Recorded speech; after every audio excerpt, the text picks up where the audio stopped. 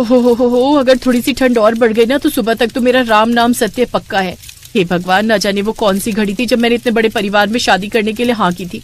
बताओ भला, इतनी ठंड में इन लोगों को चिकन सूप पीना है, और बनाएगा कौन? बहुरानी। बहुरानी बोलकर लाए थे लेकिन नौकरानी बनाकर रख दिया। इतना सूप तो मैंने अपने मायके में बचपन से लेकर आज तक नहीं बनाया जितना इन्होंने मुझसे 1 महीने में बनवा डाला। ना जाने क्या सूझी थी मेरे माँ बाप को ठंड में शादी करने की। ना मैं ठंड में शादी करके यहाँ आती, ना ये लोग बार बार मुझसे सूप बनवाते। तभी वहाँ पड़ोस की कमला काकी आती है। अरे ये क्या शीतल बहू, तू इतने बड़े पतीले में क्या बना रही है? कोई दावत है क्या घर में? ऐसे ही समझ लो काकी, इतने बड़े परिवार के लिए चिकन सूप बना रही हूँ। ये भला किसी दावत से कम है क्या? क्या चिकन सूप? वाह वाह वाह, ठंड में ना चिकन सूप पीने का अलग ही मजा है। ऐसा कर, 1 ग्लास मेरे लिए भी निकाल दे, बूढ़ी हड्डियों में थोड़ी ताकत आ जाएगी। लो, गांव बसानी और लुटेरे पहले आ गए। हाँ काकी, क्यों नहीं, जरूर जरूर। ये है शीतल, जो कुछ दिन पहले ही अभिषेक से ब्याह कर अपने ससुराल आई थी। शीतल की शादी सर्दियों में हुई थी। ये उसकी अरेंज मैरिज थी, जहाँ उसका भरा पूरा परिवार था। बहू, ठंड ज्यादा है और ऐसे में कुछ चटपटा गर्मा गर्म चिकन सूप पीने को मिल जाए तो मजा आ जाए। ऐसा कर, तू अपनी पहली रसोई में ना चिकन सूप ही बना ले। हैं? पहली रसोई में चिकन सूप? अच्छा ठीक है, वैसे भी मैं चिकन सूप बनाने में माहिर हूँ। आप मेरे हाथों का चिकन सूप पियेंगी ना तो बार बार मांगेंगी। अरे तो भाभी, अब तरसा क्यों रही हो? जल्दी से बनाकर ले आओ, मैं तो चली तब तक रजाई में। कुछ देर बाद शीतल सिलबट्टे पर मसाला पीसकर बेहद ही चटपटा चिकन सूप बनाकर तैयार कर लेती है, फिर सबको पीने को देती है। वाह भाभी, आप तो सच में बहुत ही अच्छा चिकन सूप बनाती हो, मुझे और दो ना। हाँ बहू, सच में चिकन सूप बहुत ही अच्छा बना है, मसालेदार, बढ़िया बढ़िया। शीतल के हाथ के बने सूप की सभी खूब तारीफ करते हैं और उसे नेक देते हैं। ऐसे कुछ दिन बीत जाते हैं। शीतल बहू, मैंने अभिषेक बेटे से कहकर 8 किलो चिकन मंगवा दिया है। उस दिन जो तूने चिकन सूप बनाया था वो बना तो बहुत अच्छा था, लेकिन बहुत कम बना था, उससे हमारा मन ही नहीं भरा। तो जा और वैसा ही बढ़िया सा चिकन सूप बना दे, आज पेट भरकर पियेंगे सूप। ठीक है माँ जी। शीतल इतना सारा चिकन देखती है तो सोचती है, अरे ये तो बहुत सारा चिकन है, चिकन सूप के लिए तो 1-2 किलो चिकन भी काफी रहेगा। बाकी का तो मैं चिकन बिरयानी और रोस्टेड चिकन बना दूंगी। अब वो 2 किलो चिकन का सूप बनाकर तैयार कर लेती है और सबको परोसती है। क्या बहू, तुझे 8 किलो चिकन लाकर दिया था, लेकिन फिर से तूने बस इतना सा सूप बनाया है। कल तू जब सूप बनाएगी तो थोड़ा ज्यादा बनाना, ठीक है? क्या? कल फिर चिकन सूप? लगता है ये चिकन सूप बनाकर तो मैंने अपने आप के लिए आफत मोल ले ली। अगली शाम सबको डिनर करवाने के बाद जब शीतल बर्तन और रसोई करने के बाद सोने जाती है तो उसके ससुर जी कहते हैं, ओहो, कितनी ठंड है। अरे भाग्यवान, जल्दी से अंगीठी जला दो और बहू को कहो कि गर्मा गर्म तीखा सा चिकन सूप बना कर ले आए। अब ये ठंड बर्दाश्त से बाहर है। क्या चिकन सूप बन रहा है? फिर तो मेरे लिए भी बनवा देना बहू, और माँ भाभी को बोलना कि हम दोनों बहनों के लिए भी। तुम सब पियोगे तो मेरा कौन सा व्रत है, मैं भी पीऊंगी। बहू, शीतल बहू। जी माँ जी। बहू, सबके लिए जल्दी से जाकर सूप बना कर ले आओ। वो क्या है ना, आज ठंड ज्यादा है और सब लोग सोने से पहले सूप पीना चाहते हैं। बेचारी शीतल ठंड में के लिए सूप बना कर ले आती है। ये क्या बहू, मुझे तो 2 ही गिलास मिले, मुझे और सूप दो। जी बाबूजी, ये लीजिए। शीतल, तुम्हारे हाथों में तो जादू है, ऐसा मन करता है बार बार हम ये सूप पीते जाएं। कल मैं बाजार से और चिकन ले आऊंगा, तुम कल भी ऐसा ही मजेदार चिकन सूप बना देना। जी ठीक है। अगले दिन अभिषेक और चिकन बाजार से ले आता है। शीतल शाम को सबको चिकन सूप बनाकर देती है। तभी उसके दोनों देवर भी कॉलेज से घर आ जाते हैं। भाभी, बाहर तो कोहरा है और माइनस में टेम्परेचर चला गया, हम तो बुरी तरह कांप गए। आप हमें भी चिकन सूप दो ना। लेकिन मैंने तो घर वालों के हिसाब से चिकन सूप बनाया है। तो कोई बात नहीं भाभी, एक बार और बना दो। कितनी ठंड है। अब देवर इतने प्यार से बोल रहे हैं तो बना देना बहू, क्यों भाव खा रही है? ये लो, ये तो ऐसे कह रही है जैसे कि चिकन सूप नहीं बल्कि मैगी हो जो 2 मिनट में ही बन जाएगी। ठीक है माँ जी, अभी बनाकर लाती हूँ। अपने ससुराल वालों की ठंड में सूप पीने की इस आदत से वो काफी परेशान हो जाती है। उफ, कितनी ठंड है, ऊपर से ये लोग तो मुझसे पतीला भर भर कर चिकन सूप बनवाने लगे हैं। एक एक जन कम से कम 4-5 कटोरे भरकर पी जाता है। मुझे तो लगता है सुबह सुबह लोग संडास में भी चिकन सूप ही निकालते होंगे। बार बार चिकन सूप बनाने की वजह से अब शीतल काफी थक जाती थी, इसलिए अब वो बहुत बड़े पतीले में 2 दिन का चिकन सूप एक साथ ही बनाकर रख लेती। लेकिन बासी चिकन सूप से किसी को भी मजा नहीं आता। छी भाभी, ये तो कितना बेकार हो रहा है। नहीं नहीं, हमें तो ताजा चिकन सूप ही बनाना पड़ेगा। बस फिर क्या था, बेचारी शीतल फिर से बड़ा सा पतीला लेकर चल पड़ती है। इन लोगों के लिए चिकन सूप बनाते बनाते एक दिन मेरा ही सूप निकल जाएगा। इससे तो अच्छा होता मैं अपनी पहली रसोई में अपने सभी ससुराल वालों को आलू पूड़ी बनाकर खिला देती। लेकिन नहीं, मुझे शौक चढ़ा था उन्हें चटपटा सूप पिलाने का। सबके लिए ठंड में कुड़कुड़ाते हुए चिकन सूप बनाती है, फिर सबको ताजा ताजा गर्मा गर्म चिकन सूप बना कर देती है। इसी तरह वो अब सबके लिए कितने भी पकवान क्यों न बना ले, लेकिन फिर भी सबको आखिर में चिकन सूप पीना ही होता। इन सबको चिकन सूप पिलाते पिलाते एक दिन मैं खत्म हो जाऊंगी। लेकिन ये साले मुर्गे की खत्म होने का नाम ही नहीं ले रहे। ना जाने कितने मुर्गे पड़े इस शहर में जो खत्म ही नहीं हो रहे। 4-5 हजार मुर्गों का सूप तो मैं ही बना चुकी होंगी। बहू बनाकर लेकर आए थे, लेकिन अब तो बस चिकन सूप बनाने वाली बनकर रह गई। अब वो रोज उस बड़े से पतीले में आंगन में खड़ी होकर कपकपाती ठंड में सबके लिए सोने से पहले गर्मा गर्म सूप बना कर देती। लेकिन कुछ दिनों से कमला काकी उस पर यह अत्याचार होते देख रही थी। शीतल उनके सामने अपना दुखड़ा रोती है और फिर एक दिन कमला काकी उनके घर आती है। कैसे हो आप सब, और ये क्या पिया जा रहा है इतने चटकारे लेकर? अरे आओ आओ कमला बहन, ये लो तुम भी पियो चिकन सूप। मेरी बहू बड़ा ही मजेदार चिकन सूप बनाती है। ना बाबा ना, तुम्हें पता है मेरे एक जानकार थे, उनको ठंड में चिकन सूप पीने का ऐसा बुखार चढ़ा कि वो हर रोज चिकन सूप पीते रहते। लेकिन 2 दिन पहले ही चिकन सूप पीने के कारण उनका देहांत हो गया। सुनने में आया है कि आजकल मुर्गा मंडी में बीमारी वाले मुर्गे आ रहे हैं, जिससे उनका देहांत हुआ है। क्या सच में काकी? और नहीं तो क्या मैं झूठ बोलूंगी? अरे ऐसे कितने केस आए हैं। नहीं नहीं, फिर तो हम अब से चिकन सूप बिल्कुल नहीं पियेंगे। हमें अपनी जान प्यारी है भाई, और अभी तो हमारी शादी भी नहीं हुई है। हाँ हाँ, आज से चिकन सूप पीना बंद। ये सुनकर शीतल मन ही मन बहुत खुश होती है और कमला काकी को आंखों ही आंखों में धन्यवाद देती है। लेकिन फिर अगले दिन, बहू, शीतल बहू कहाँ है? जी माँ। अरे माँ जी, इतनी सारी सब्जियाँ, सब्जियों की दुकान खोलने का इरादा है क्या? अरे नहीं बहू, ये तो हम लोगों के लिए है। अब हम ठंड में चिकन सूप नहीं पी सकते तो क्या हुआ, ये वेजिटेबल सूप तो पी सकते हैं ना।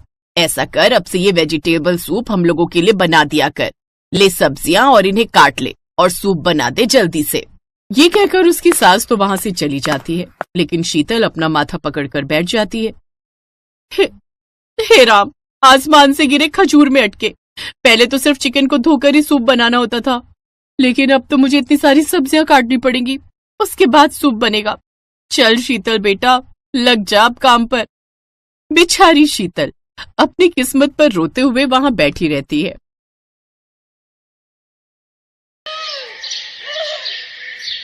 पुनीत को चिकन खाने का बड़ा शौक है, लेकिन उसकी पत्नी मंजू शाकाहारी है। शादी से पहले मंजू ने पुनीत को बता दिया था, देखिए मैं शुद्ध शाकाहारी हूँ, मैं मांस मछली नहीं खाती। अरे कोई बात नहीं, मेरे लिए तो बना सकती हो ना। मैंने कभी बनाई नहीं है, लेकिन मैं कोशिश करूंगी। लेकिन सुहागरात के अगले दिन पुनीत की माँ का देहांत हो गया था।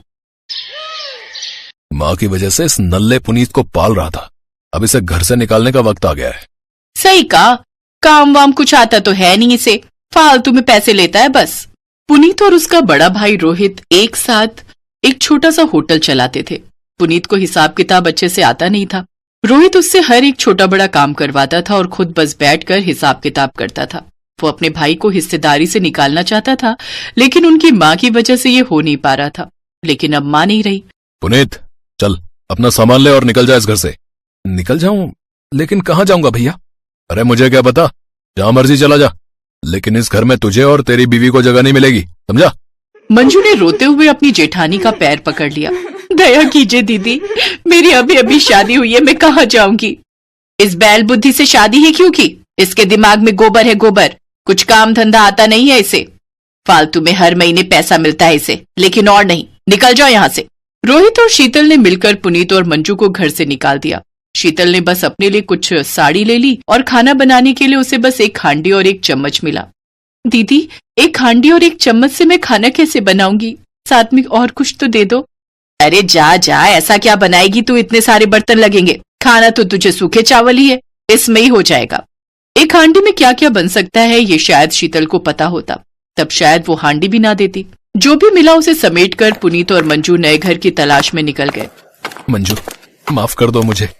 मेरी वजह से शादी के बाद ही तुझे ये सब सहना पड़ रहा है। इसमें आपकी क्या गलती है जी? आपको कैसे पता होता कि आपका बड़ा भाई और भाभी ये सब करने वाले हैं? असल में बचपन से ही मैं बाल बुद्धि हूँ। मैं पढ़ाई लिखाई में अच्छा नहीं था। भैया हमेशा मुझे डांटते थे। सिर्फ माँ मुझसे प्यार करती थी। माँ की वजह से ही सब कुछ सही चल रहा था। कोई बात नहीं जी, अब मैं आ गई हूँ ना, अब सब कुछ ठीक हो जाएगा। कैसे ठीक होगा मंजू? न मेरे पास पैसे हैं और ना ही घर। हम कहाँ रहेंगे? क्यों? फुटपाथ पर कितने सारे लोग रहते हैं, हम भी रहेंगे। और पैसा कहाँ से आएगा? अभी हम भीख मांगेंगे, बाद में देखा जाएगा। मंजू ने फुटपाथ पर लकड़ी और अपनी साड़ियों से एक तंबू जैसा बना लिया और उसी के अंदर दोनों रहने लगे। अगले दिन सुबह पति पत्नी भीख मांगने लगे।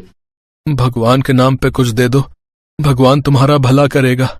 हम बहुत गरीब हैं साहब, पैसे दे दो साहब। लेकिन दोनों जवान पति पत्नी को देखकर लोग बोलने लगे, ये देखो देखो इन्हें, इनको बस मुफ्त का खाना चाहिए। हाथ पैर सब कुछ ठीक ठाक चल रहा है। अरे भाई, कोई काम क्यों नहीं करता तो है?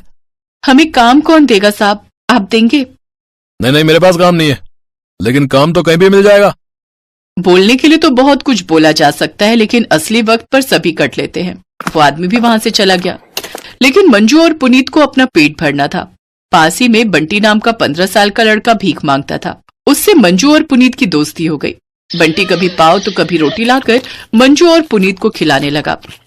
भाई, ऐसे ही कोई भीख नहीं देता, उसके लिए एक्टिंग करनी पड़ती है, एक्टिंग। अच्छा, वो कैसे? कभी लंगड़ा होने की एक्टिंग करो तो कभी अंधे होने की। मैं तो यही करता हूँ।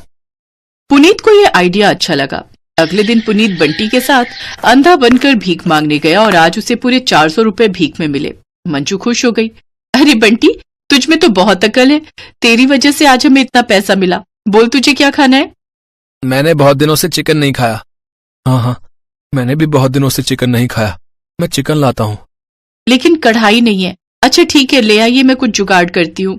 पुनीत 1 किलो चिकन ले आया और मंजू लकड़ियों के चूल्हे पर हांडी चढ़ा देती है और उसने उसमें चिकन डाल दिया। हांडी में चिकन कैसे बनेगा? पता नहीं, कोशिश करती हूँ। और कुछ है भी तो नहीं। मंजू ने उसी के अंदर अदरक, लहसुन, नमक और सरसों का तेल, हल्दी और मिर्च डालकर अच्छे से मिला दिया और धीमी आंच पर पकाने लगी।